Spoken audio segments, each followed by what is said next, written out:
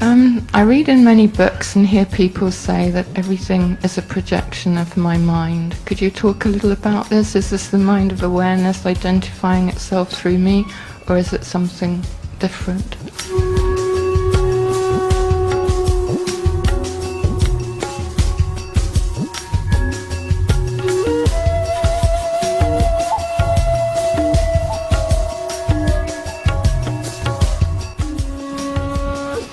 I say that there is one earth, but there are billions of worlds.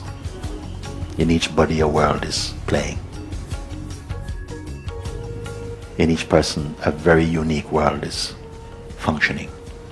And in the same way that you cannot share your dreams with anybody. You cannot say, tonight let's go dream together and we do. No, you cannot. You cannot share your dreams with anybody. In the same way, you cannot really share your waking state inwardly with anyone. There are crossovers because at the source we are one. Mm-hmm. And this is where the birth of language in its true meaning, that we can communicate because we are consciousness. But the unique flavor of each person's world, your projections, because the world that we speak about is not merely the elemental world. We're speaking about our emotional world, psychological world. You see, your world of dreams, projections, memory, all of this flavor, the world that you perceive and experience. And we see that when we try to compare with other beings, they don't match up quite often. So, the point of saying this, because many people want to make a better world, and this is fine, it's a very noble desire or thought up to a point, but I don't feel this is where the world is really one. You have to move out of the conditioned mind back again into your original being.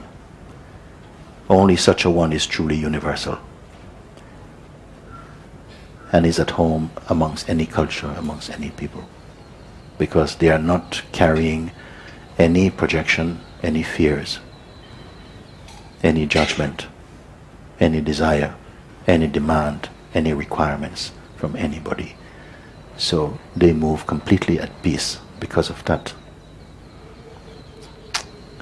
So the world is a projection of our own psyche, yes, but I don't want to go into that. You are going to, I'd rather listen to you tell me that than I say something about this. What is important is while you are here over these days, there are going to be some miraculous discoveries for your own self. The emphasis in satsang is not to teach. I don't want to teach. Of course, learning will happen.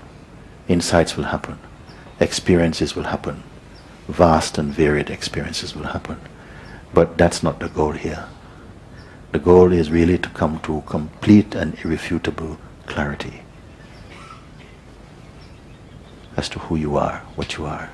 Not rationally, not intellectually, but to be one with your own being. To the extent that even this statement I've just made will not even be needed by you.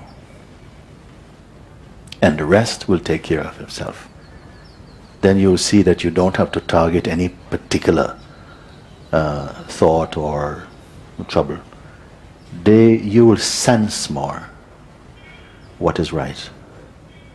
And some power will move to address what is appropriate in the moment and bring it again into silence and stillness without relying on the historical mind, old experiences like that.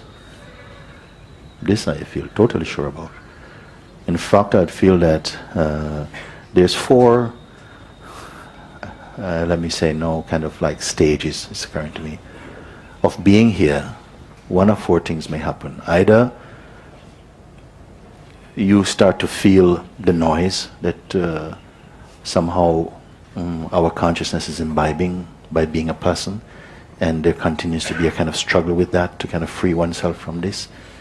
Or the next stage is that you begin to recognize that, wait a minute, that's not really stable, and I am the witness of this. I'm watching this happen, and somehow bringing the attention back to stay as the weakness, which is already will begin to bring you more distance, more happiness, more spaciousness. Your life will feel a lot lighter, more happy. That's another stage could happen.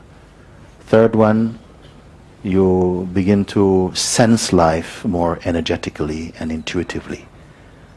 You are not listening anymore just to the words that people speak. You can sense the energy in them. You can sense whether something is auspicious or not. And you start to feel more just the natural sense of being. That is without effort. You're feeling this. You feel that's another stage. And beyond this, you're again in your original nature. Next step. You're not concerned about being this or working out the world or trying to sort out any problems, or everything becomes clear, but not clear as objects, clear as subject itself.